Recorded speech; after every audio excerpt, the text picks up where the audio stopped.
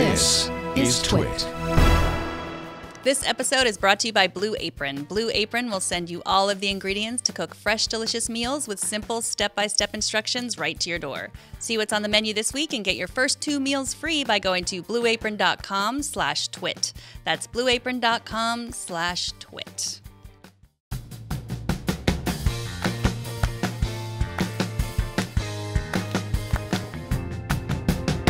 Welcome to iFive for the iPhone, episode 155. iFive covers the latest iPhone apps, tips, and tricks, and of course, some news. I'm Megan Maroney, and this week we'll get your Google on your Today screen, free up some space on your iPhone, and delve into your usage stats.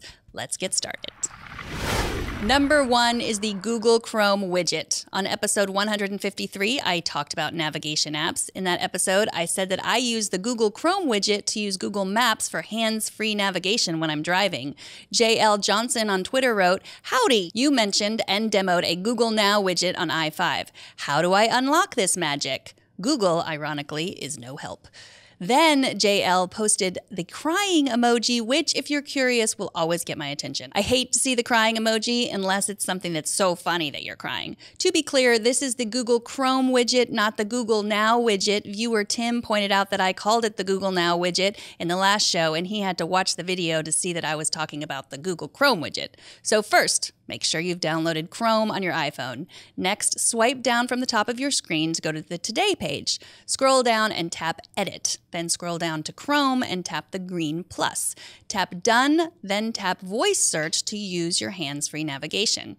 You can also use Voice Search for all your OK Google needs. In related news, last week, Amazon announced that the Amazon Echo API is now available in developer preview, which means that some smarty pants out there could potentially create an iOS app that uses Alexa instead of OK Google or Siri. If you have the ability to do that, what are you waiting for? I would use it. Number 2, make space on your iPhone. You probably know about the major storage hogs on your phone, photos, music, and podcasts. But when I go to Settings, General, Usage, Manage Storage in order to look at how many megabytes my apps are using, I always find Messages that's really high on that list. Last week on iOS Today, Leo and I talked about forwarding your messages to your PC so they'll be saved and you can delete them from your phone. But you can also save space by deleting attachments from your texts. Thanks to Anthony, our technical director, for pointing this out to me. Just go to Messages, scroll to find threads with people who are prone to texting lots of images, tap Details, press an image you want to delete, and then tap Delete.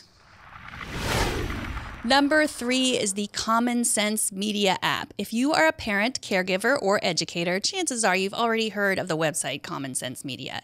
It features age-appropriate guides to movies, TV shows, video games, apps, and more for kids, plus articles that help guide you through today's messy world of parenting. I like Common Sense Media because their opinions aren't based on a particular belief system. Their website can be difficult and overwhelming to navigate, but they do one thing very well, and that's telling you the appropriate age to let your children watch a particular movie or TV show.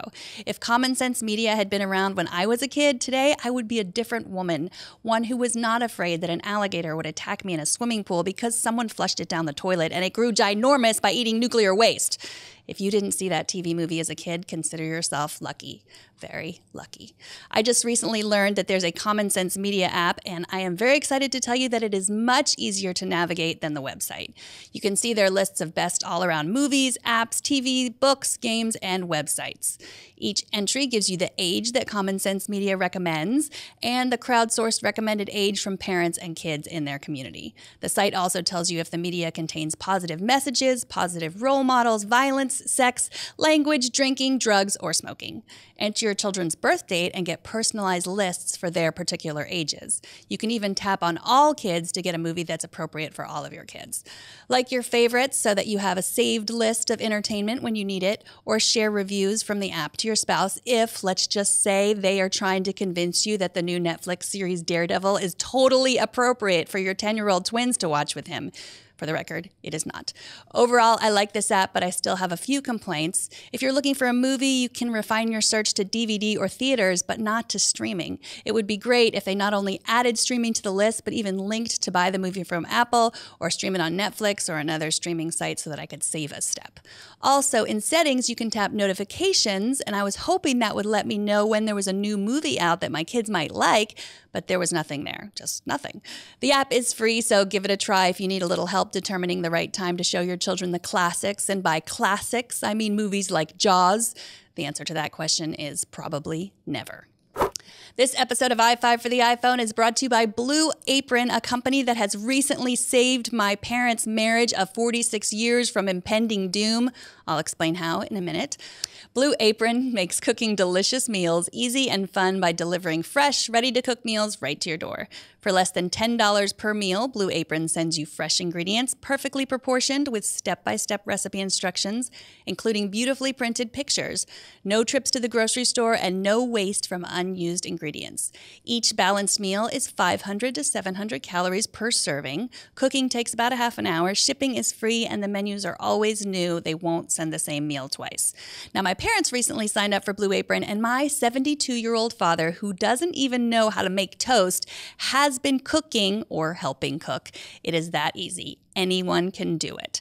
Blue Apron works around your schedule and dietary preferences, and Blue Apron's experts source only the best seasonal ingredients for incredible meals like seared salmon and panzanella with corn, shishito peppers and opal basil, or summer ratatouille and parmesan polenta with heirloom eggplant and garlic cheese toasts. You'll cook incredible meals, and you'll be blown away by the quality and the freshness. Blue Apron, it's a better way to cook. Check out this week's menu and get your first 2 meals free by going to blueapron.com/twit. That's right, 2 free meals just for going to blueapron.com/twit. And we thank Blue Apron for their support of iFive for the iPhone.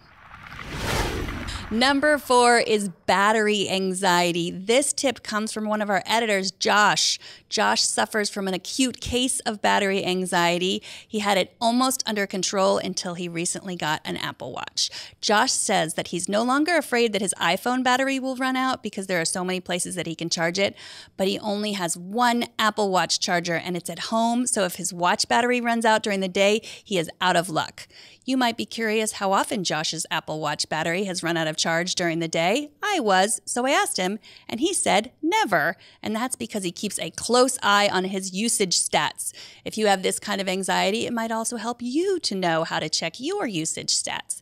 Here's how. Open the Apple Watch app, tap General, scroll down and tap Usage. First, you'll see what's taking up storage on your watch, which is probably not much unless you're storing a lot of music on it to stream to Bluetooth speakers or headphones. If you don't know how to do that, check out episode 150 where I tell you how. To check your usage stats, scroll down to time since last full charge. The usage and standby numbers show how much you've actively used your Apple Watch since you took it off the charger this morning and how much it's been on standby. If you add these numbers up, you would think that it would add up to how long you've been wearing your watch that day, but that's not what my numbers added up to. If anyone knows why that is, please email me at megan@twit.tv and let me know. By the way, you can also check your usage stats on your iPhone. To do that, go to Settings, General, Usage, Battery Usage. This is also a good place to check for battery hogging apps. Number 5 is an email from Mark. As I said earlier, a few weeks ago, I dedicated an entire episode to my favorite navigation apps, and I asked you if I missed any. More recommendations keep pouring in. Mark from Alberta, Canada writes, "You missed a good one. NavMe GPS offline maps, separate versions for USA, Canada, Mexico, and more. Great navigation and turn-by-turn too via voice prompting. It's my favorite." Thanks for the email, Mark. I downloaded NavMe, and while it seemed like a perfectly good GPS app, it was kind of littered with banner ads. Don't get me wrong, I am not against ad-supported media, obviously. I just think it's not necessary and pretty distracting in a navigation app. You can pay $2 to get rid of the ads, but the offline maps also cost money. It's my understanding that most digital mapping companies make their money not off their apps, but when they sell their technology to car companies. That's what happened last week when Nokia sold HERE. So why is NavMe charging for what I can get for free? Am I missing something? If I am, please email me at megan@twit.tv. That does it for this episode. Thanks for watching or listening or posting a review on iTunes if you like the show or even if you don't like the show. Leave a review, please. Carlos in Vegas on Twitter asked, do you post the apps you review on iFive somewhere online? Yes, we do. Thank you for tweeting me. You can tweet me too at Megan Maroney.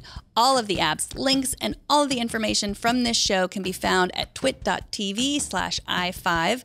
And as I said before, you can email ideas or questions or general feedback to Megan@twit.tv or to iFive@twit.tv. I am Megan Maroney. We'll see you next week on iFive for the iPhone. Bandwidth for iFive for the iPhone is provided by CacheFly at CACHEFLY.com.